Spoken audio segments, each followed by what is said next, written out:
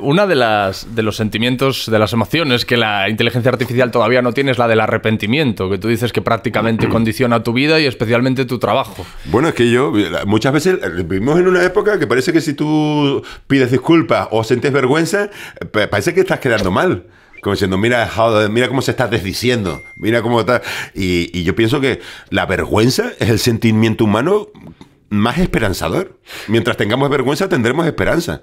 Mientras tú hagas algo y puedas sentir vergüenza por lo que has hecho, todavía cabe una manera de hacerlo de otra manera. Aunque sea una utopía, pero bueno, por lo menos esa ilusión ahí queda. Pero imagínate un mundo en el que no sintamos vergüenza, que parece que estamos tendiendo a eso, como diciendo, no, yo siempre digo lo que pienso. Yo siempre digo lo que pienso. Automáticamente yo veo una realidad, yo sé lo que pienso y yo te lo digo. A la cara. A la cara, sin filtro. Soy una persona auténtica. Soy la hostia. ¿Sabes? Esa petulancia no, parece que tú no dudas, ¿no? No hay gente que diga, yo siempre dudo. Con ese tono de seguridad, la gente no dice, yo siempre dudo lo que pienso. No nos encontramos con personas así. Sí. Y esa confusión, ¿no?, entre honestidad y mala educación. Yo siempre digo lo que pienso y yo se lo digo a la cara a la gente, porque yo soy honesto, ¿no? Tú no eres honesto, eso es mala educación, salvo que te estén pidiendo tu opinión. Sí, es una falta de saber dónde está el contexto.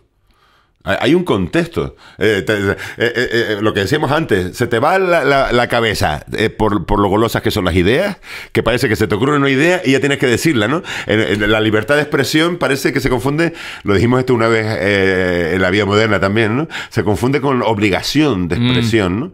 A lo mejor la libertad de expresión también se podría haber formulado como libertad para callarte la puta boca si a ti te da la gana. O sea, también eso es libertad de expresión, decidir no voy a abrir la boca. Y lo más inteligente muchas veces. A lo mejor yo no soy la persona más correcta para decir. A lo mejor yo me he ganado la vida precisamente haciendo lo contrario. Pero ay, perdona que se me despiste. Fíjate, pero ahora cuando decías lo del perdón, lo de pedir perdón, hablábamos del arrepentimiento, y yo me estaba acordando de cuando empecé en la radio, en una ocasión me equivoqué y pedí disculpas a la audiencia y el jefe me dijo, no vuelvas a pedir disculpas. Porque la gente te está escuchando mientras cocina, te está escuchando y a lo mejor no se ha enterado de nada. Y tú al pedir disculpas les estás señalando un error o un problema que ellos no han visto. Y ese muchas veces es el miedo. No aparentar vulnerabilidad. Cuando la comedia es todo lo contrario. No, pero que tú, por ejemplo, te disculpes de algo. Imagínate, tú haces un show y en el show la cagas en algún momento. Mucha gente, y esto ha pasado, mucha gente ha visto una desgracia y ha pensado que era parte de un show. Alguien que estaba en el suelo convulsionando y pensaba, esto es parte del show. Y se reían. Y hubo que explicarles que no, que le estaba dando un ataque al cómico, a quien estaba en el escenario. O cómicos que han muerto arriba de un escenario de un ataque. Un cómico muy famoso... Tommy Cooper, ¿no? Una leyenda británica, el cómico más querido en la Segunda Guerra Mundial, y de repente le dio un ataque al corazón y murió arriba de un escenario cuando todo el mundo se estaba riendo y aplaudiendo, pensando que era una... Es la mejor muerte para un cómico. Sí. Pero perdóname, que me estabas diciendo eso. La gente, fíjate, la gente que te dice... Lo de no pidas... yo tengo una muletilla, debe ser, porque la gente... esta semana mismo se me ha dicho después de Se sorprende, ¿no? No, se sorprende, no sé si se sorprende, pero les llama la atención la cantidad de veces que yo pido perdón. Yo estoy hablando y actuando en el cielo y perdóname. y la gente ya lo ve como innecesario, como diciendo, tío, joder, suéltate ya no hace falta que digas tanto perdón. Digo ya. Y luego pienso, claro, se me habrá quedado porque vengo de donde vengo. A lo mejor es una muletilla tuya. Igual es que se me ha metido eso en el cuerpo de puro miedo. Es que he dejado tantos cadáveres en el camino que yo ya digo, mira, lo más probable es que esto salga mal. Entonces te pido disculpas por anticipado. Y al acabar, ¿no? Al acabar el show también sueles pedir disculpas a la audiencia. Pido perdón por todo esto. Pido perdón por la hora que acabáis de presenciar. No, lo siento muchísimo. No volverá a ocurrir, como decía. No volverá el emérito. No volverá a ocurrir. Seguramente sea la frase que más se le repite a una cómica y a un cómico después de terminar. Que esto no vuelva a pasar. Pero ¿y por qué dices que hay tanto arrepentimiento en lo que haces? Porque yo creo que en el fondo no lo ha hecho bien nunca. Entonces, bueno, por tener... No me quiero... Yo soy el primero que me engaño a mí mismo, ¿no? Y como dijimos antes, ¿no? La sensación esa de haber estado y de estar perdido. Pero por lo menos tener un mínimo de vergüenza de decir, ojalá algún día me salga. Ojalá algún día me salga. Entonces, claro, tú... Y a lo mejor con esa esperanza vas tirando. Como decíamos antes, ojalá algún día encuentres tu voz. Richard Pryor, que es uno de los cómicos, ¿no? Que es una inspiración para mí. Sí, lo sé. Y él, me acuerdo en una entrevista, llegó a decir, me llevó 15 años encontrar mi voz. Él decía. Quiero decir, pero eso pasa en la comedia y es un reflejo de la vida también. Él tuvo esas crisis, ¿no? Y de repente... Y de repente volvió, tuvo crisis, se retiró de las actuaciones, volvió... Con un estilo diferente completamente. Sí, eso lo he dicho ya en algunas entrevistas, ¿no? Y realmente fue un cambio, porque nunca nadie había hecho comedia desde esa vulnerabilidad, desde ese candor. Lo que a ti te decían en la radio de nunca pidas perdón. De repente era humor confesional. Y de repente... lo que decíamos antes del contexto, de personas tan... ¿no? Y todos somos un poco así, no nos damos cuenta y soltamos la idea encandilados, ¿no? Porque nos parece una idea brillante o lo que sea y no nos damos cuenta.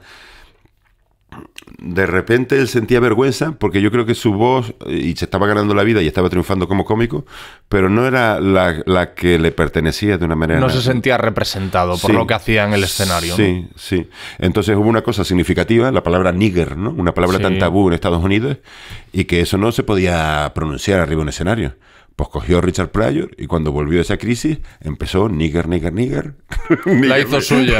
Y ya no había quien le callara y resignificó algo que era insultante para la comunidad negra a la que él pertenecía. De repente coge esa palabra, se la apropia y la resignifica. Y ya era una cuestión de orgullo decir nigger.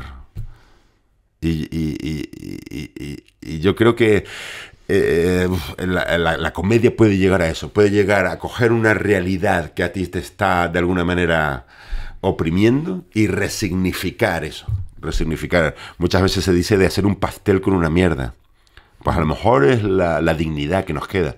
No porque vayamos a ganar, sino porque de repente podemos encontrar un espacio de complicidad entre personas desconocidas y de repente coger una palabra que a ti y a mí nos enfrentaría y crearía confrontación. Y de repente tú y yo decidimos que esa palabra cree una conciliación. Yo creo que es a lo máximo que puede aspirar la comedia, a la conciliación. Y fíjate tú el miedo que se le tiene, ¿no? A los límites del humor, por lo que te digo, porque tampoco estamos... No podemos pretender instrumentalizar, bastardear la comedia como si fuera una herramienta a nuestra mano.